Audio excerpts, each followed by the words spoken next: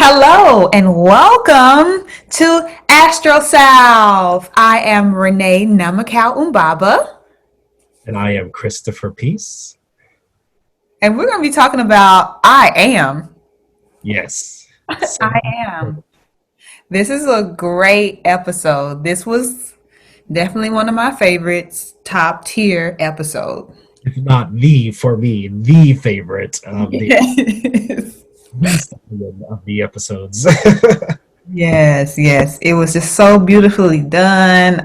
It just answered every question that we had last episode that when we were, talking about the show or whatever. Whatever we thought we were missing, this episode filled in all the blanks. It was like a beautiful dissertation. Yes.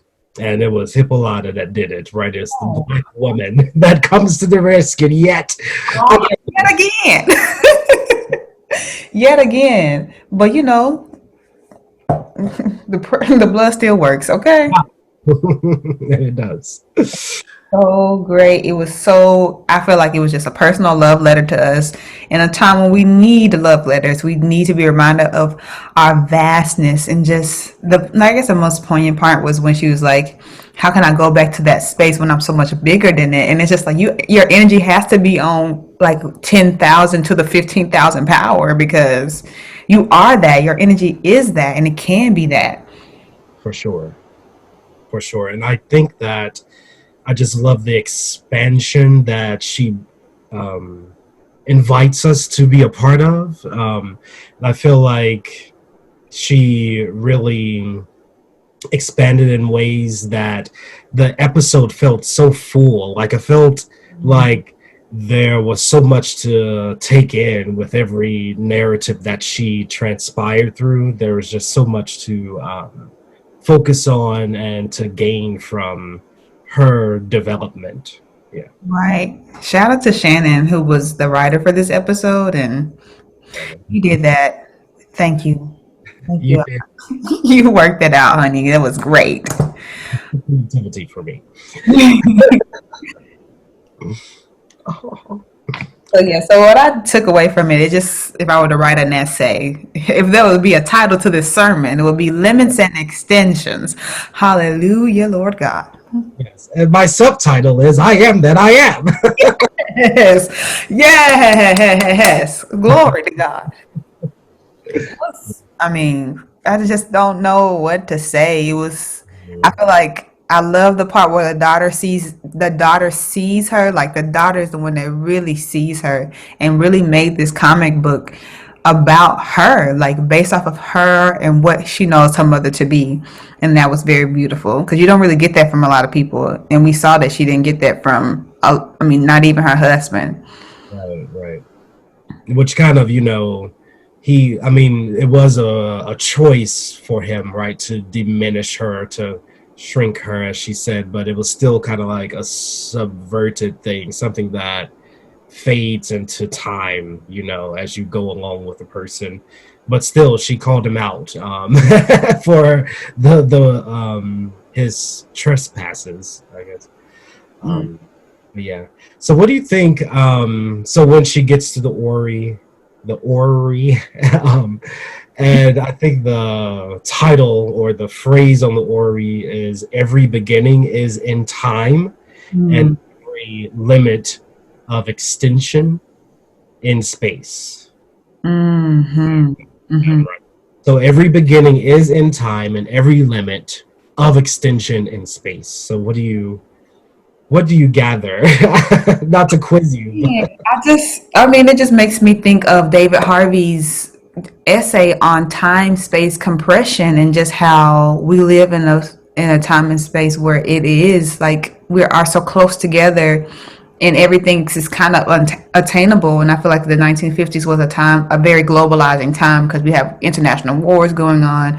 We have this kind of all these new nations coming out of Africa. We have America trying to, establish itself as a superpower. So it's like all these things are happening at the same time, and it makes us feel like really small and not in any time or space.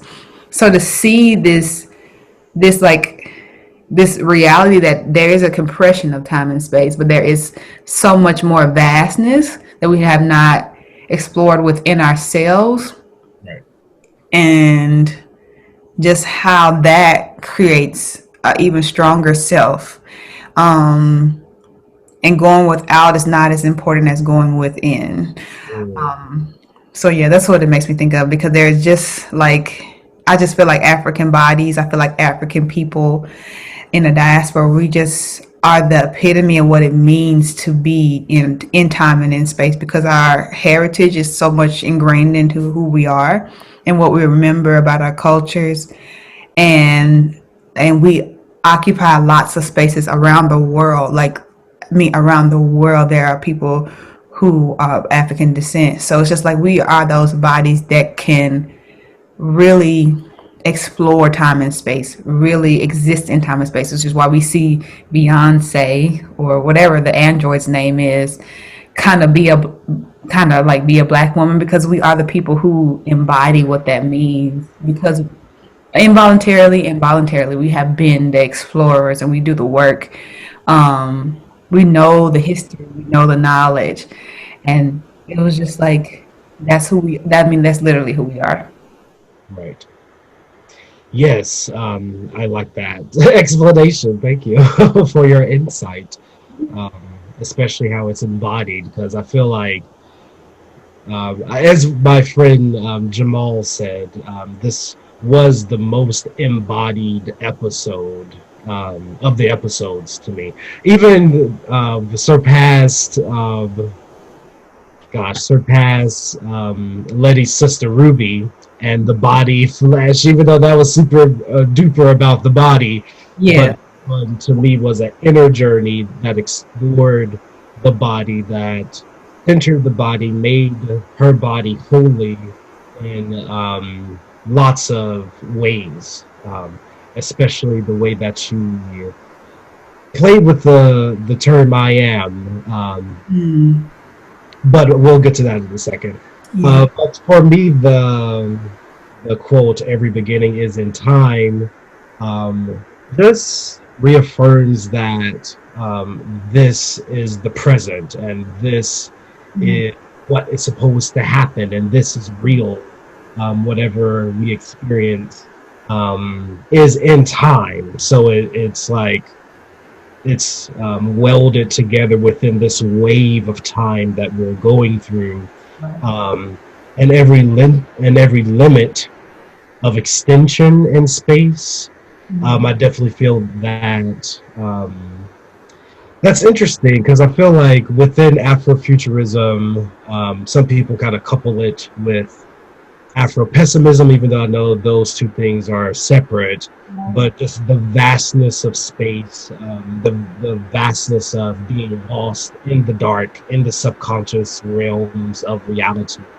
Um, Sometimes we put limitations on that, right. and I'm trying to connect that to extending in space. So once we limit endlessness, once we limit timelessness, then we become more material, more weighed down, and things of that nature, instead of rising up throughout, beyond the limits of space.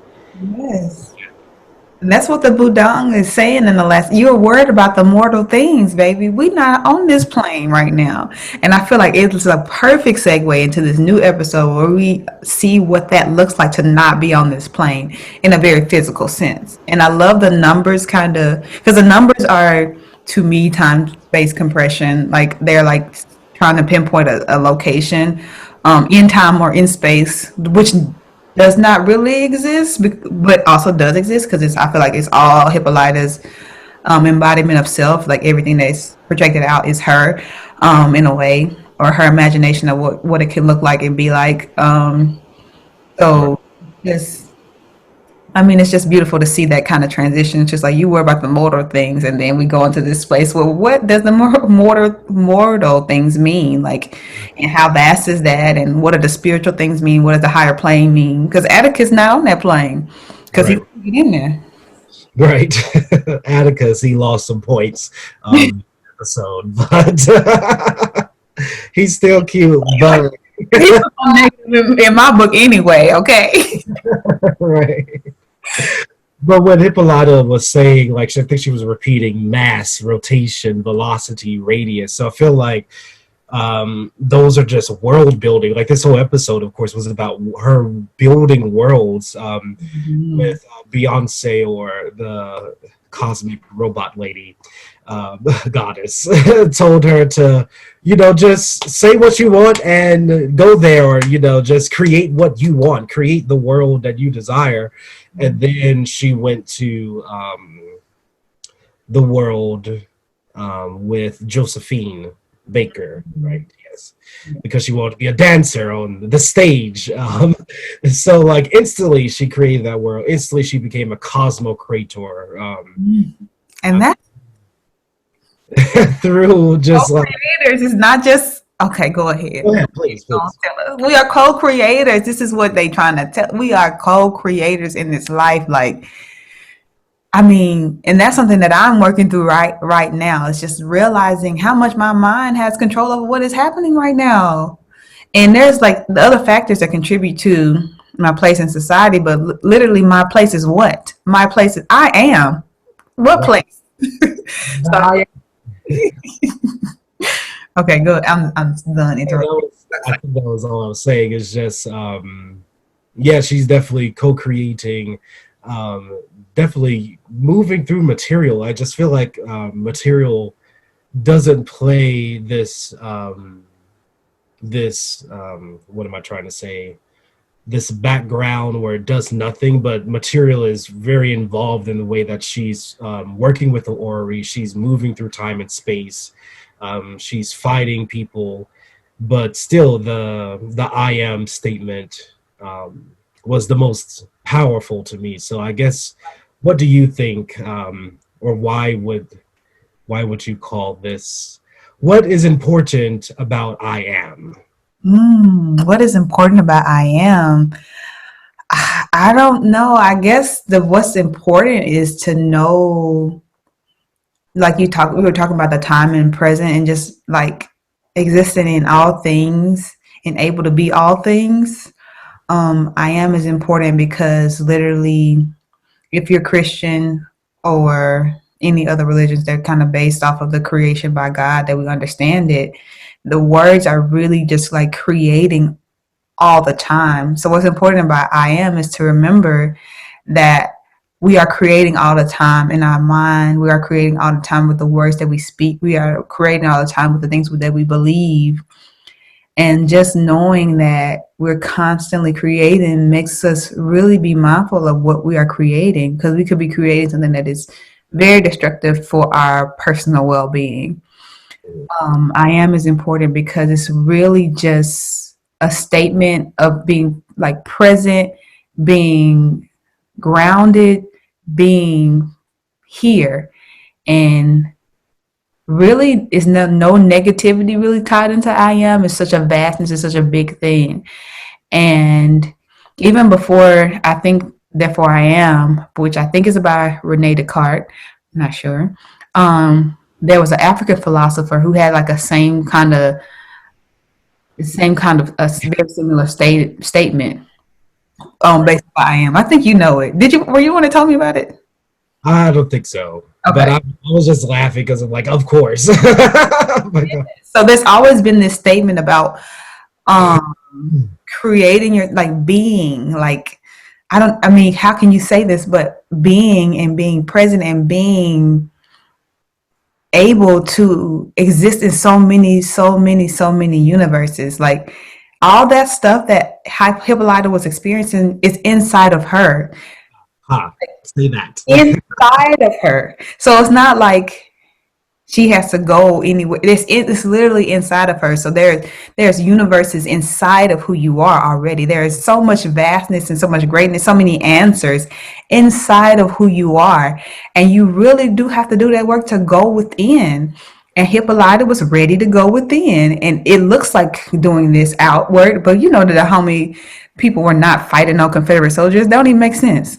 Right, right. But but in her imagination, in her mind, she went within and she found that power. And I think that that is what I am is. It's just like really taking the reality of existence, the reality of importance, the reality of vastness and glory, and all those things that we attribute to something outside of ourselves, especially when we're religious people, and putting it in who you are, who you created to be. And I think that that's what's important about I am. Yes, that's all so great, especially when you said we're creating all the time, and that's really the case. Just like, everything around us is creating, planting seed Right. uh, all the time. I definitely feel like the title is important, especially when I think about um, biblical scholarship when it comes to the Old Testament, especially when Moses was at the burning bush. Mm. And he was like, who are you?" And God is like, "I am that I am." So it's like, and Jesus says the same thing: "I am the Father." If you haven't seen me, you haven't seen the Father, right? Because I am the source, I am God. And he's not saying that he's the only I am. He's saying that we are all the I ams, right? So in the Old Testament verse, when we see when we see God in capital letters, like Yahweh, I believe it translates to, is "I am that I am." It's basically meaning it means the ising one. I am ising. I am like, existing, ising, if that makes sense. Like the word is is, but ing on it, Right. because it's something that you're constantly creating, you're constantly becoming the I am that I am. And I feel like I think that's what Hippolyta has done. It really is. It really was a vivid visual diary of her enlightenment process, of her knowing who she is, and every time, especially after the Josephine scene, every time she transpires or goes to a different place, she Mm. usually starts with "I am," Hippolyta. "I am this. I am," or Mm. she talks about what she wants, right? Like she wants to kill white men or kill white people, so she's transferred to Dahomey Right. and killing the white people. And then she transfers again, just reiterating the multiple or many worlds theory, right? So she's going through many worlds and experiencing that there is a grounding sense of her being her experiencing and exploring who she is. So yeah, Yeah, I mean, and like literally going on that journey does not make you less than who you are, honestly, because like you said, it took every level to get her to understand what this journey is about. Because, and that's the hard part for me personally. I don't like the process, but neither that's here nor there. not a reason for yourself. Okay. I don't really like the process, but the process is so important. And putting and placing myself in even in a space that I want to be in, the greatest desire of my life is not going to change the fact that I need to do the internal work, that I need to be strong in myself, that I need to know who I am, and I need to know what I'm supposed to be doing or what I really, really want. Because she wanted to be with Josephine Baker, but there was still something that she was not ready. Like still some parts of it that she was not ready for. So she had to learn that lesson. Went to the next place, learn that lesson. Go to see George, learn that lesson, and go be an explorer. And that's when she kind of graduates. And I'm sure there's still more lessons to learn because she has to. I mean, in the book she comes home, but we don't know what's going to happen in the show. But just like you gotta really learn those lessons. And even if you get everything you desire, everything you want, there's some internal work that has to be done. So you can do it now and be ready, or you can do it when you get there, which can, I mean, still be difficult. But I love that she was still like she still had so much to learn about herself. Sure. Yes. And like you just reminded me, well, the when she says I am all the time, it really is the key to change. So when we say I am that I am, that is the process, right? So for me to claim to be something, it really is it's actually behind that is the process of ising or becoming Right. whatever you're claiming. So that goes hand in hand, I guess, the process and the journey. So we can't just get to the destination that we want to, of course, without going through it, Right. going through the process, because every piece is going to build you in a particular way for the destiny that you're panting for. um, And I've been reading this book about desire, and I've been talking to people about desire and like wanting, and just how much we just do not have the opportunity to want. right, Specifically, because we're talking about Hippolyta as Black women, we don't have chances to want. right, We want a husband. We want to have kids. We want to be a good wife. We want to be a good mother. That's not really wanting. That's wanting to serve other people. So, that's more societal, right? yeah, that's more of like the pressures of society. Mhm. And it's just like we don't get the chance to explore like our real desires. What do we want to do? What brings us that joy, that spark?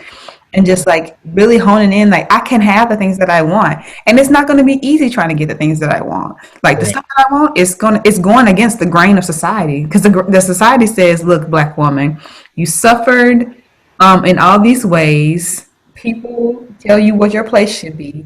And you should be trying to achieve womanhood in this status that is established by white women Mm. or by white men, whatever your belief is. So you literally have to be going against the grain of what you know and try to really fight for what you feel. And that is a fight. When I tell you that is a fight, but it's also a fight to not get what you, because she says, I don't know what that quietness, I just thought I was tired. Like, when I know that feeling. I know what you're saying, Hippolyta. Why are you killing me softly with your song, girl? Like, the ability to desire and to want is just so very very important, and it's not easy, and it's really not easy. And I think that because I've been thinking about suffering a lot and how we like intentionally like create suffering because we think it's more noble. And I feel like we talked about this last episode, but we create suffering because we think it's noble. Well, so if we suffer now, we're going to get paid later in the arms of the Lord. But go Yeah, ahead. exactly. I'm just like, okay, but the suffering may not be about that. Like, it may not be about the suffering that we try to inflict on ourselves. It's about the suffering that goes, the hard things that go along with wanting. And I feel like that's what Christianity really was the Bible really could have been teaching us this whole time. It's just like, go for the things you want and understand that it's going to be a big transition, or understand it's going to be a big, long journey, or it can be difficult at times, but you have to keep fighting through that. When I think about like the road to Christ is narrow and all those kind of scriptures that talk about like this narrow road, it's just like, yeah, he was not talking about you having to wear skirts all the times, or never drinking, or never being able to express your love in the way that you want to express, or express your gender identity in the way that you came on this earth to express it. Literally, he's talking about go for what you want. It's not going to be easy, but it's a narrow road, and you got to focus in. So it's just like Period. on it. Right. Definitely. And I think, too, the narrow road is us being our higher selves. The narrow road is us doing the muddy, gritty work to go inside and to find the light, to find the Christ, to find the God inside of us. And not many people want to do that. That's why it's narrow, because it's hard. It's not easy. Oh, It's hard. Not many people want to go there because it means killing the ego in ways so another seed can be birthed, right? So your highest self can be realized. Um, but yeah, gosh, I was thinking of something earlier that you said. It just slipped my mind. It'll come back. bring it back, Jesus. Bring it back, Lord. Um, but yeah, let's we could go on to something It's else. very, very, very interesting to see. Oh yeah, I remember now. Okay, Sorry.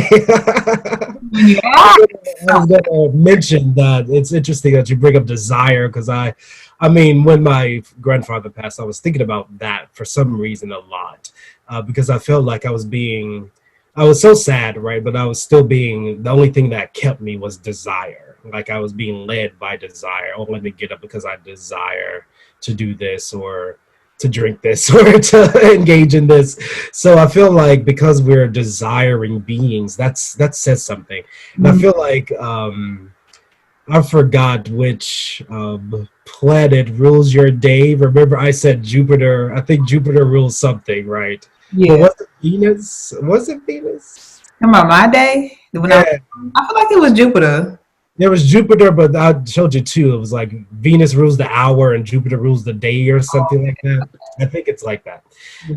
But that makes sense to be thinking about that for from a Venetian standpoint to me, because I feel like Venus represents how we desire, right? So, and our desires can be taken out of whack or out of context, Yeah. or lead us to a place that we don't need to be, I guess.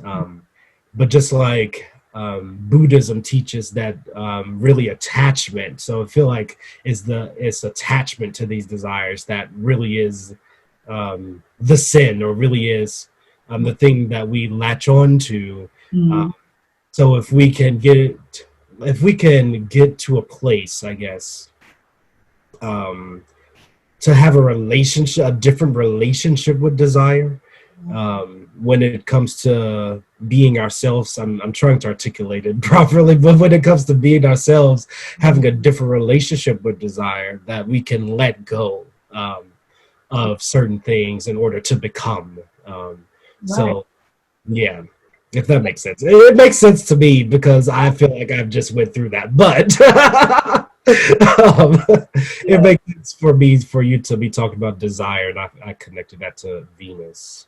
But yeah, Yeah, I love that because you talk. That's ising. Like right. literally, Yeah, the attachment to desire is I'm attached to eating sugar because I desire sugar. But it's like you have to that has to morph into something else because if you attach to eating sugar all the time, it might not be the best for your body. I don't know what your body like, but I know my body like. It might not be the best for you all the time. So it's like that attachment to desire and like having a different relationship is definitely isn't because you can desire other stuff and you can make your mind desire different things because you're worth desire. You're worth having wants. right, right.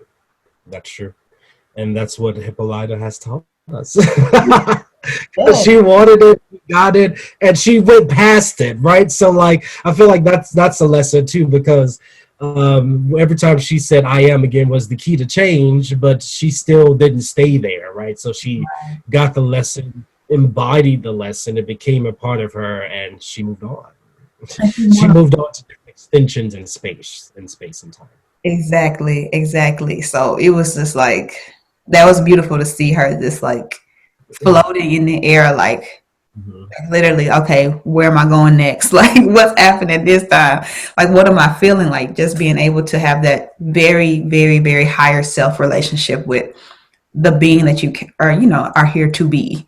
Right. Because I mean, we're here for a purpose, and I think that that's the hardest part to realize once you kind of detach yourself. Well, me personally, once I've detached myself from very strict religious expectations, societal expectations, and stuff like that. It's just like, so what is the purpose? If the purpose is not this, then what is the purpose? And then that, I mean, that's the purpose is vast and changing, and knowing.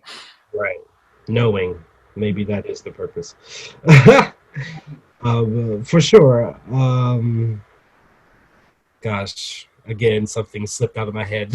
Oh yeah, the black woman who was on the motorcycle. Oh yeah. Yeah, that was so foreboding, right? Because it was like, oh, this black woman is in the free space Mhm. because someone was worried about Hippolyta, running into trouble as she travels and stuff. But she sees this black woman on the motorcycle, smiling, free as a bird, Sagittarian energy. Yeah.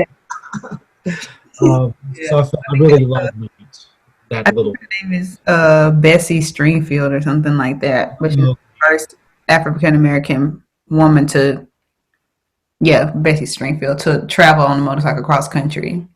Awesome. Yes. I didn't know that was a whole narrative, but that would make sense.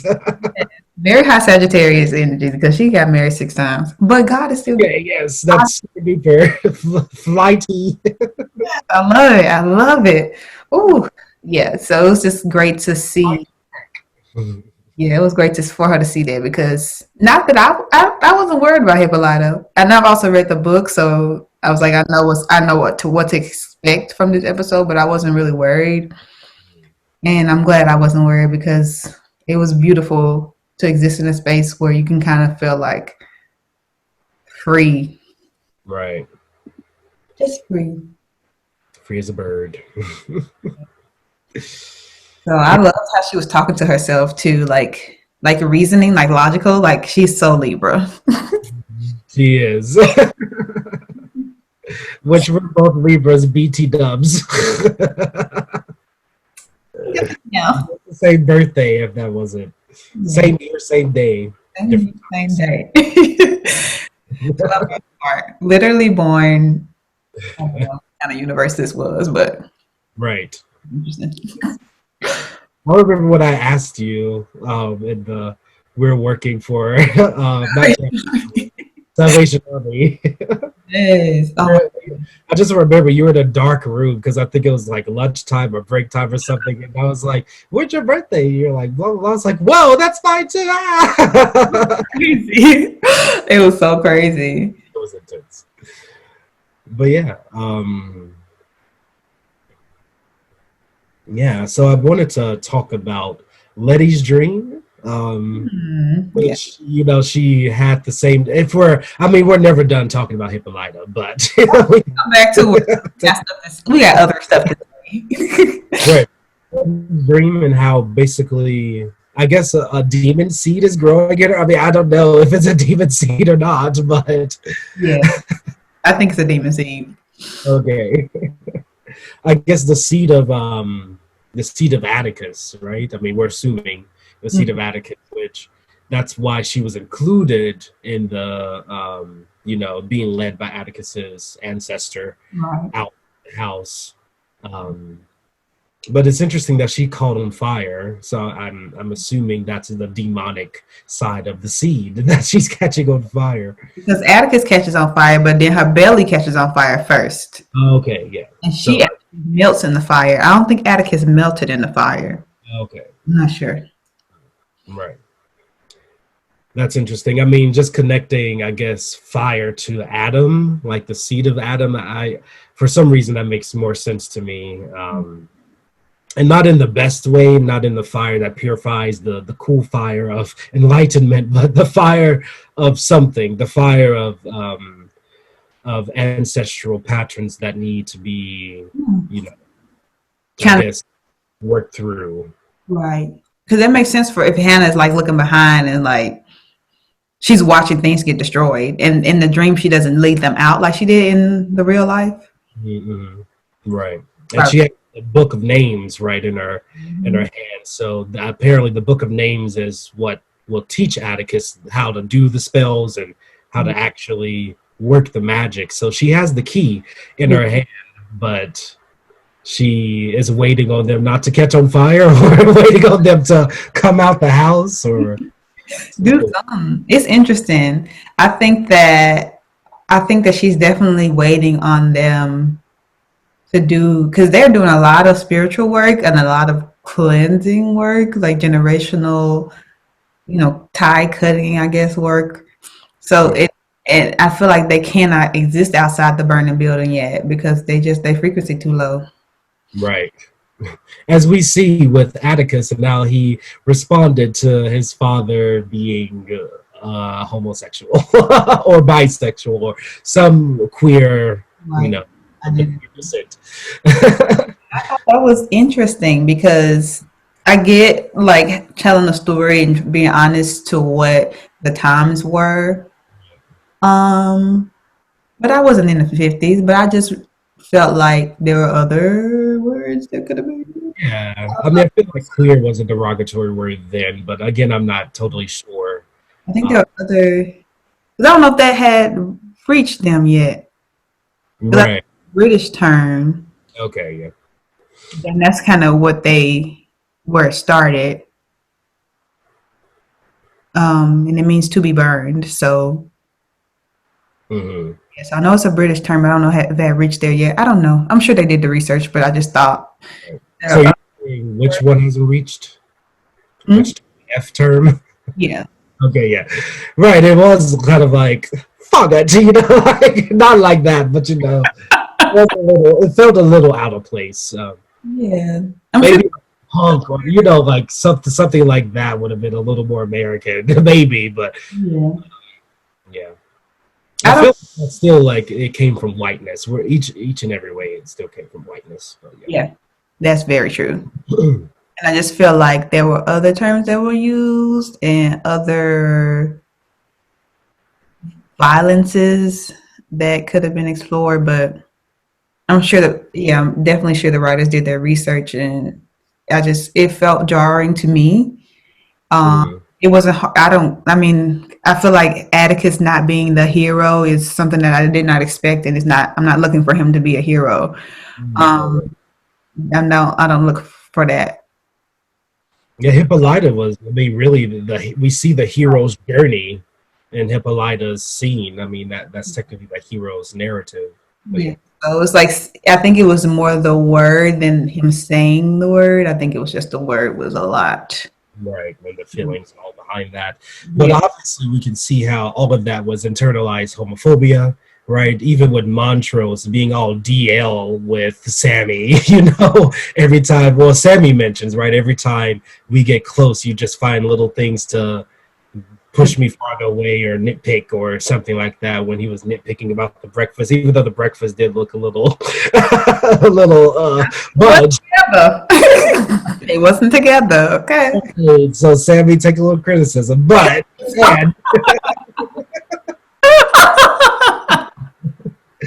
and we could see the internalized homophobia with how he treats Sammy in general, just for his body basically, but also how Atticus says that he was beaten by his dad to not be soft, right? And he's being soft, even though like technically gayness isn't softness, right? So that's a problem to name it S. Mm. I Yes. have a problem with him treating. He had a problem with his father, right? Saying that he could turn off soft, so he's beating him for it. So obviously he's saying that gayness is soft, which isn't the case. But um, yeah. So there's internalized homophobia, of course, in Atticus, but definitely in Montrose as well, and in their relationship, I guess. Um, yeah. Yeah. Okay. I definitely see like where where Atticus's frustration comes from because I mean the gender binary is something crazy, and I can only imagine in the 1950s when we're all trying to figure out like being very. I feel like the 1950s was such a strict time, like know where your color place is, know where your gender place is, and know where your sexuality function should be, and know where your religious place is. Because if you don't, you're not American. You're not following these rules that we have set for you. And I feel like him being very knowledgeable and kind of being very different from his father is in this having a different sense of himself, a whole sense of himself, an explorative sense of himself. It's definitely something that Montrose, I guess, was jealous of and wished that he could possess. Right, right. That makes sense. But Yeah. it was interesting watching Montrose just kind of just fall right back into that abusive pattern, just like so quickly. It's just like he can't. You can't have no joy continuously being like really abusive to the people that you love. Like there's really just no joy, and any joy that he felt is accompanied with alcohol abuse or him abusing other people. For sure. Hmm. Yeah, he easily falls into these patterns that we see that are very Piscean in ways, super duper Piscean in ways. So Right. yeah, I see that for sure. I feel like the thing I loved about the scene was Sammy talking about the neighbor and just like how he's like, yeah, she had this African scarf on and she went to the white department store to get the African scarf. And just like how he's talking about like that same time space continuum, I guess, because just like African, something that's come from a very old time, and then like a space that's not really for Black people. So he's like kind of fighting what her, I guess, relationship with space and time is, and exploring what his relationship with space and time can be, because he cannot occupy Montrose's public space. Right. And there's times that he can be there and not be there. So like being there in the morning is a very, a monumentous occasion, because it's like it's a daylight type of situation going on, and it's a very like familiar type of relationship going happening right now. So I love that kind of conversation.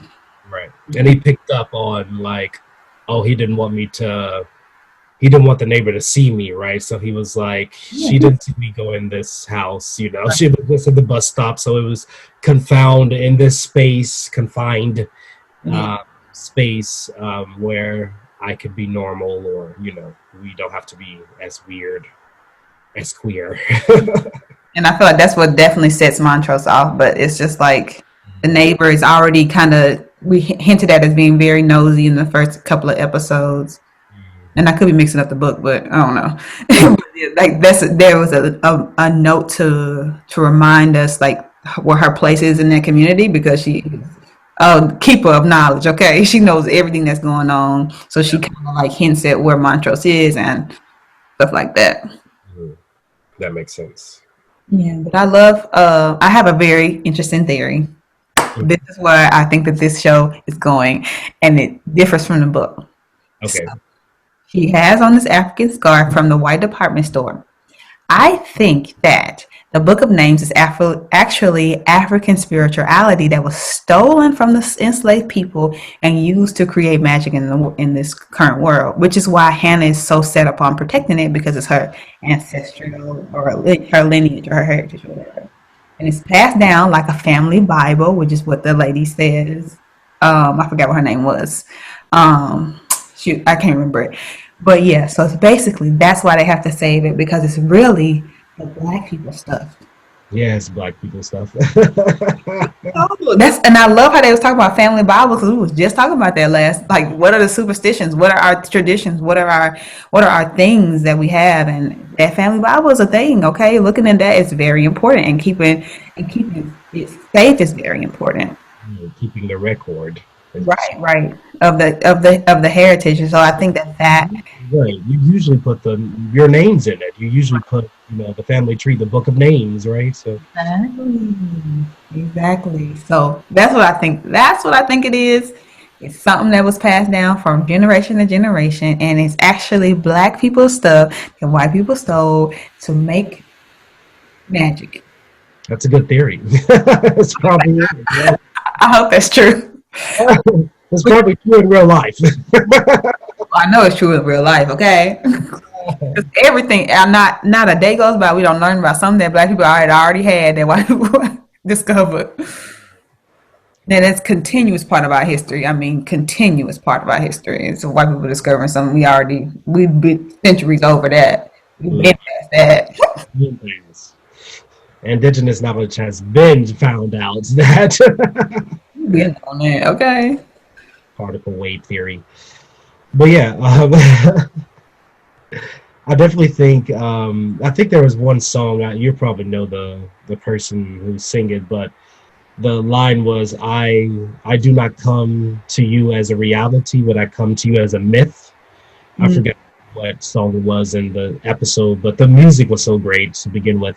yeah. Uh, but I really do like that, right? Because that's what um, that's what the episode's trying to say, that this is really all myth, and it really is about who's telling it, who's controlling it, who's seeking it, who's protecting the myth. Um, but I feel like myth, is different, obviously, because it's changeable. It's not as dense as reality, but it's still effective, right? So myth making is still like an important element of becoming, as we see Hippolyta go through these different stories, these different narratives that are pieces of her becoming. So, uh, yeah, I really like that part. Um, So what part specifically? Oh, you talking about the, well, do you remember what was going on in it? it wasn't a song, but it was a part at the end, I think, where maybe Hippolyta was in with George, and they were like, Space. yeah, outer space picking things. I think that was the someone was talking, but it was in the song Yeah. after. Shoot. I I know. know it is. But it'll come to me. But yeah, it's from a thing that is about space. Right. Yes, it is.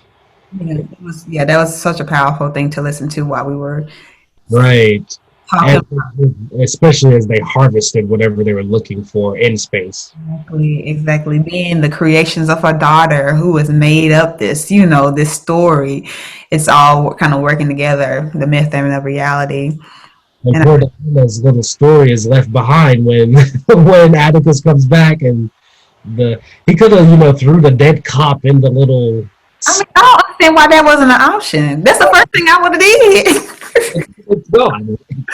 Gone and let him go. But I feel like, well, they set that scene up really beautifully because they had the background, well, the cops, I guess, not extras, but like the people who were the cops. They were talking about Lancaster, and I mean that's essential to the story because they are operating for him, protecting this thing that he's trying to get access to, trying to develop and use for his own needs and stuff. So that's how Diana gets caught up, unfortunately.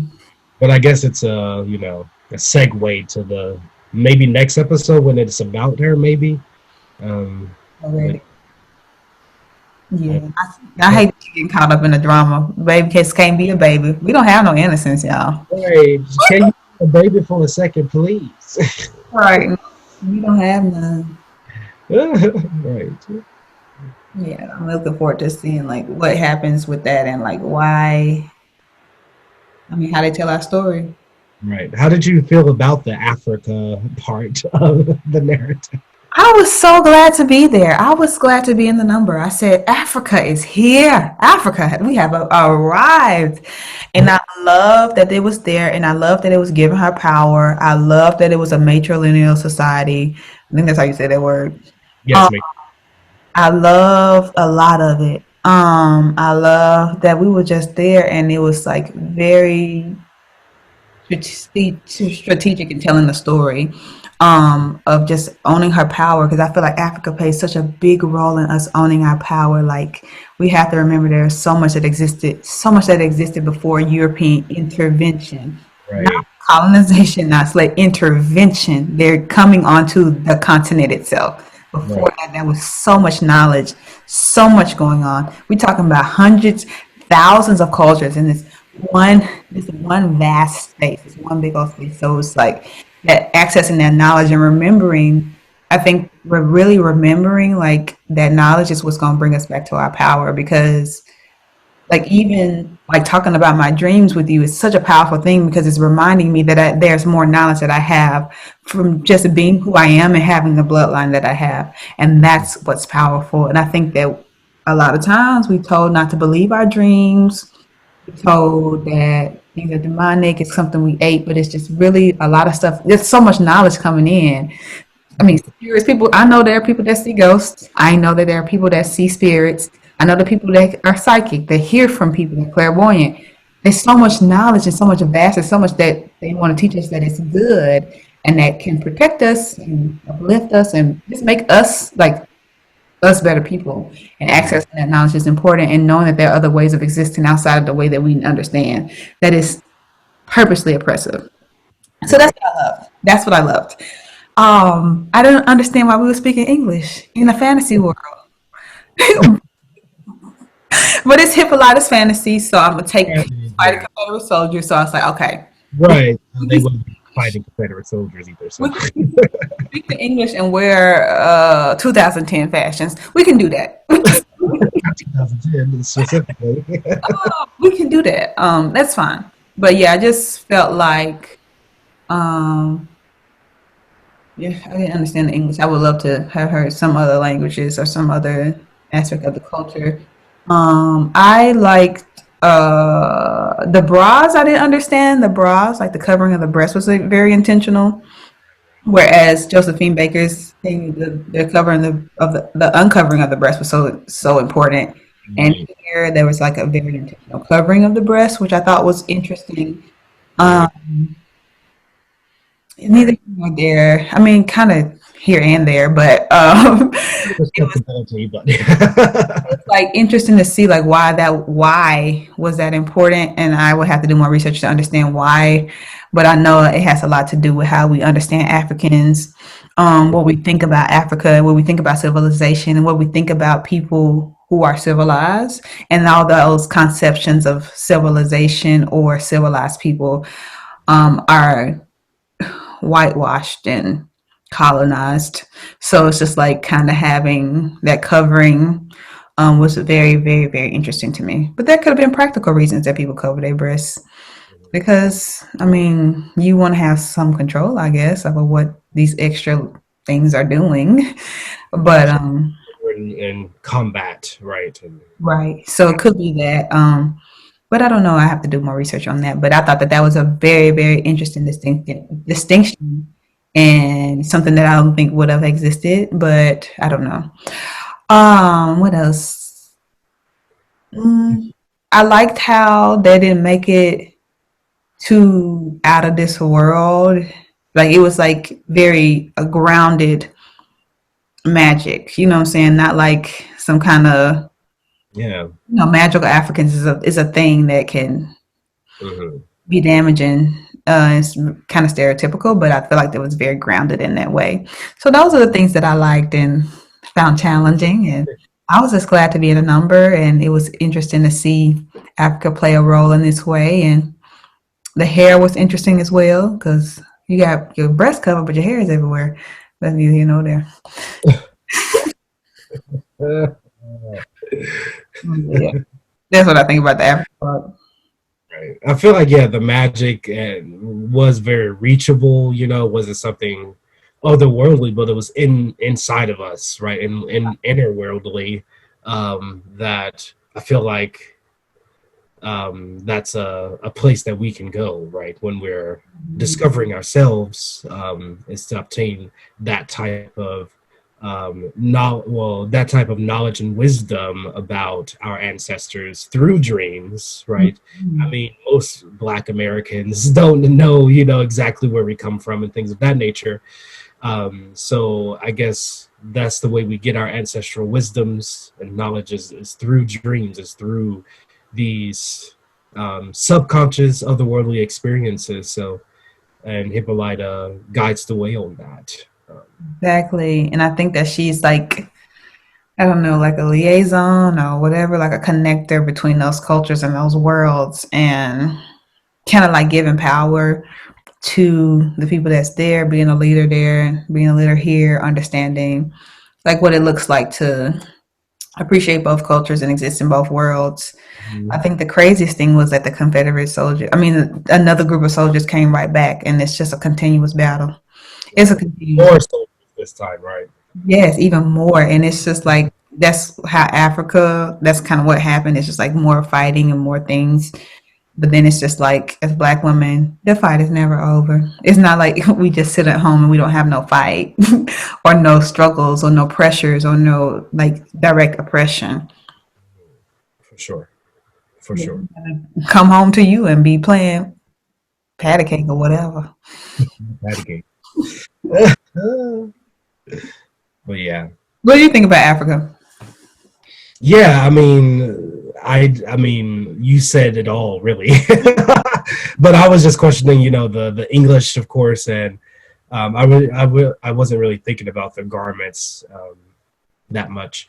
But again, I think that I really like the ceremony and her being crowned by the matriarch. Yeah. Um, because I definitely think the corona or the crown is important for this journey that we're on, for self-identification, for finding the kingdom of heaven on the inside of us, right? So we should receive a crown, at the end. Um, Good job, well done, my good and faithful servant. But I definitely think that there's so much power in that ceremony, and it wasn't. It seemed like the matriarch didn't speak. She wasn't Yeah. overly boisterous or overly rambunctious or anything, but she was very quiet and supple when she transmitted that power over to her when it was her time. And I feel like that's how it, or I pray that our flight is like that. I pray that it's our journey to enlightenment is like that, right? It's not for showy. It's not for you to pray outside the temple for everyone to hear, right? But it's what you do in your own personal prayer closet. It was what you do on the inside of you that really matters. How the fight, I feel like obviously Hippolyta, was struggling internally. She was fighting that woman. But, and I don't know her name. I don't know if it was said. I think it was said. But yeah, so the warrior woman that was, training her at the beginning, fighting her. So it was definitely her gaining strength from within to fight as she continued to battle her. So. Yeah, I thought that was like there's a clear picture of like what it is to really fight for what you want and what you're desiring, because I feel like she was in Josephine Baker's world to exist in her world. You know what I'm saying? Like, because she wasn't the star of that show. She was just existing in that world and playing with desires, escaping, and just kind of like functioning not wholly as herself. And now there's a fight to fight. It's not like I want to be here. It's I am, and I am is the work. Right. I am here, period. Right. And that's it, right? So we have to deal with that right now. Right. Okay. That's where we at. Yeah. Yeah, I'm telling you, Ruby is a spy. Not a spy. But she would be. She would be, because why she got to sneak listen to her sister? I mean, they both lying to each other. But that part. But yeah, she was sneaky about it. We deemed her a Capricorn, right? Ruby. Oh, I thought she was a Taurus. Oh yeah, Taurus. That makes more sense. We said Capricorn. I forgot who. Yeah, I feel like we said Hippolyta was Capricorn, but we agree. Now we agree that she's a Libra. Because we change and we know better now. We know more things. I feel like maybe she's a Capricorn moon. I don't know. I believe with all my heart that she's a Capricorn moon because she's too obedient. I feel like she's Libra sun, Capricorn moon, Sag rising. Mm-hmm.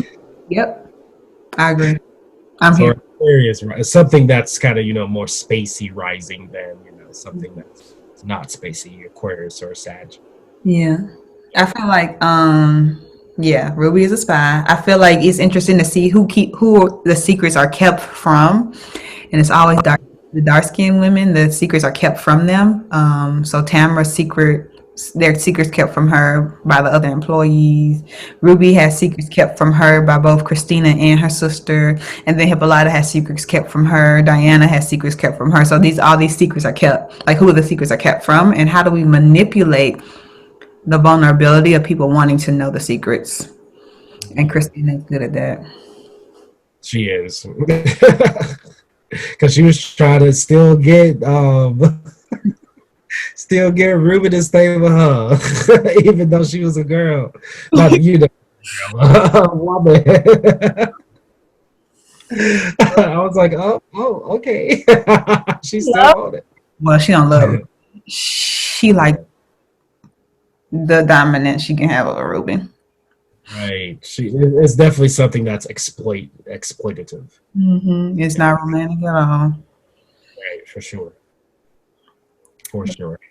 It's interesting. It's interesting to see how they manipulate that. Mm-hmm. Of course, we know that the church mother and the other church mother was lovers. Oh yeah. It was left for us, and I think, oh my God, okay. Speaking on matrilineal societies and just like women in Africa and like different cultures, I know that once you stop menstruating, like there's certain cultures, once you start menstruating, there's like a new level that you're at. So you kind of like almost higher in the society because you have reached a new height. And to see that in that new higher level, these two women decide to be with each other, that was interesting. Yes, it was really nice to see the the level up and the queerness together, right? Because it Right, level right. up. That was yeah. And I feel like she wasn't worried about seeing him naked, so that was another confirmation. She was like, okay, why? She was like, okay. He went on about her business. She said, I just saw met him in church and just stayed with him for 35 years. Oh, it was hard. That's funny. Not 35 years. That's usually what happens, I guess. Whew, what a time. Right. That's why you gotta live your truth. That's why Hippolyta's trying to teach us. Get it together, get the I am. I am that I am, the ising one, the Yeah. one that always creates. So create some new shit. Yes, because we tired of this because it's not working for nobody. That part. None of us. I Right. love seeing Frida Kahlo. That was interesting. Which part was that? I maybe missed it. She was in Josephine Baker's part. She was the one speaking French at the end. Okay, yeah, yeah, yeah. Yeah, I thought that was interesting. Yes. Different cultures and stuff. It really like expands again on Hippolyta's experience as she goes through all these cultures and then goes to space, right? So I feel like hers is obviously a collective consciousness, a collective gathering of how we should come to this place of enlightenment all together, right? So I always struggle with that because it's like, yeah, I need to tap into my ori, yeah, I need to tap into my higher consciousness and my higher well-being, my I am that I am. But still at the same time, there are people dying, right? There are people born with cancer. There are people struggling in ways that are just unfathomable for me to even think about, right? So I'm just like, how do we gather a collective consciousness to heal on a collective level um, that's beyond Earth, that's beyond the material that we find ourselves wrapped in and day out. Um, Yeah. that was just a personal cry, but go ahead. No, I feel like that's what I feel like Martin Luther King and many other people who were involved with the civil rights movement. There was very much a collective consciousness to move forward in a way that we just didn't we not that we didn't understand it, but in a way to an extent we just didn't understand. Right, right. That was definitely a collective consciousness moving forward. That's why I think revolutions are very important. Um, and just being mindful that we are all connected. Right. Just like making our own world is possible. A new world is really possible, right? It's not necessarily that we have to live under these dictates. We don't have to live under these dictates. Like literally, Hippolyta's creating worlds, Yes, yes. creating worlds that, and we see this. We like eat it up, right? We love black sci-fi. We love black Afrofuturism in ways that we are literally creating worlds that we can live in that will liberate the oppressed in ways that are grandiose, way more grandiose than what's happening and what has happened. But we're still oppressing black women. We're still killing black trans women. Like we're still literally making pain and suffering for others, right? And it can be something so small as like a governmental shift or just a shift in consciousness or a shift in how people think, but that takes a while, I guess. So Yeah, and it takes a while. Like, do we change laws or culture? Like, it's like that's a debate that I remember thinking about or talking about in like class and stuff. It's just like, how do you change people's hearts? How do you change laws? And which one has more of an effect on people? And just think when you were talking about like how we create worlds, and I feel like African people of the diaspora have created a world when there was a world that was destroyed, like created a world out of like a way out of no way, almost like that's the a way of saying creating the world, like literally making a way out of no way. And how that to some extent that's beautiful, that's very beautiful, it's very noble, but it's also very damaging if you're going to use the same kind of oppressive tools in this new world that you create. Because literally, look at what African American culture is, just that's itself in this country. That is a world created out of something that was so oppressive. And it's something that's very beautiful, but it also has rules and stipulations that match the society that is already oppressing it. And Mhm. when we do that, who does that help? Right. It hurts the most vulnerable of us. And once we understand, like we were talking about, the collective consciousness, that we are all in this together, we're all trying to do something that is a higher calling for us together. We see the beauty in everybody.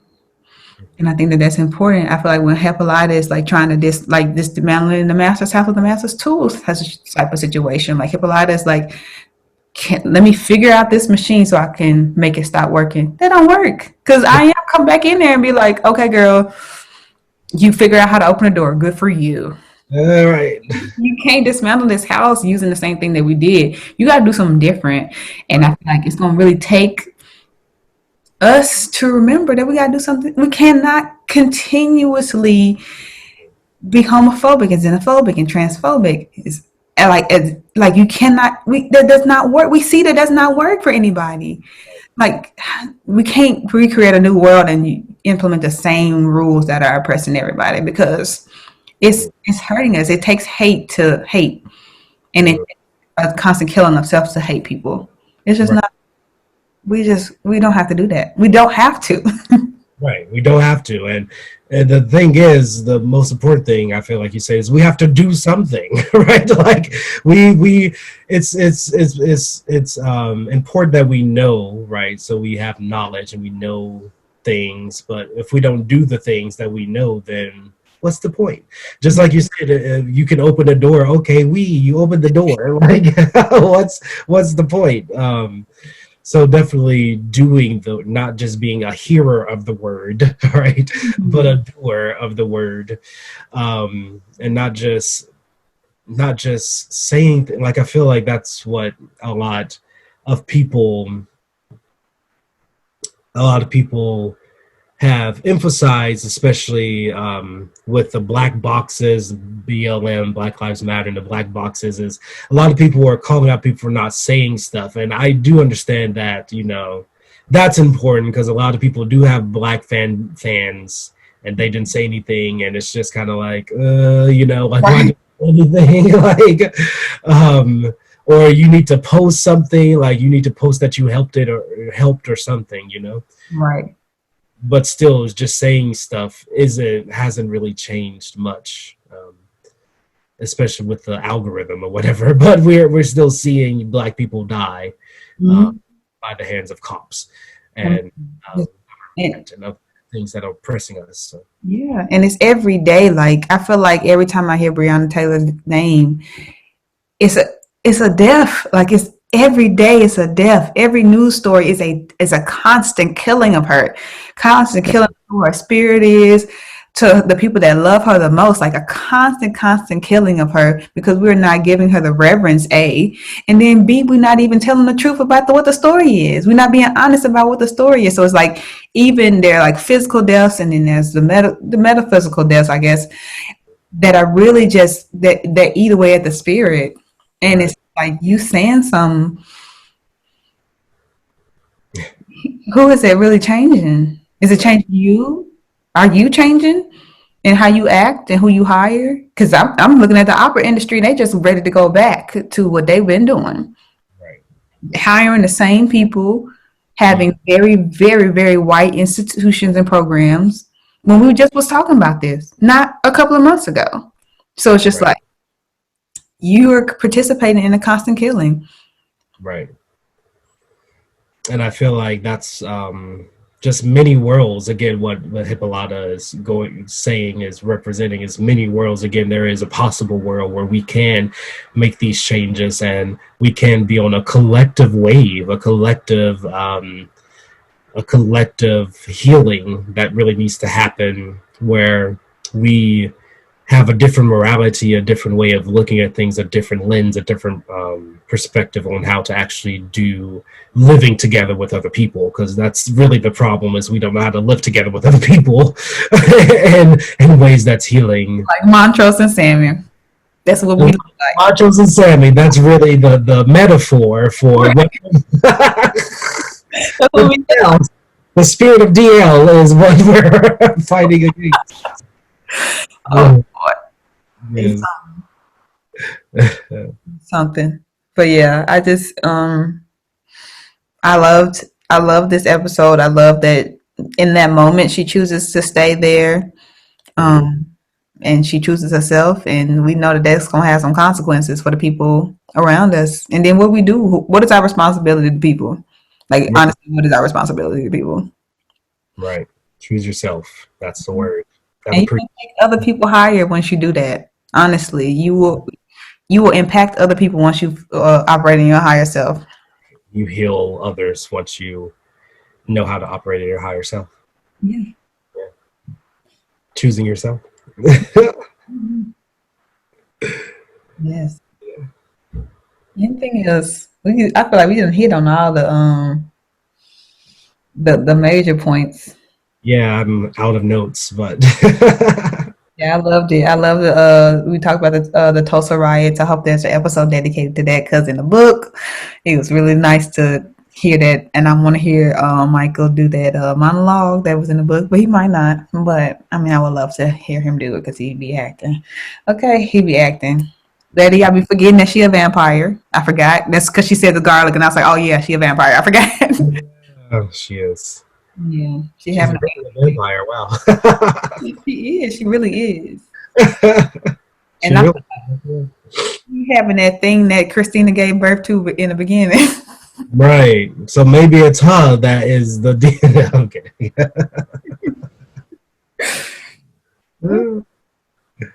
Yes. I feel like if she dreamt about fish, then she would really be pregnant. But she dreamt about being pregnant, so. Right.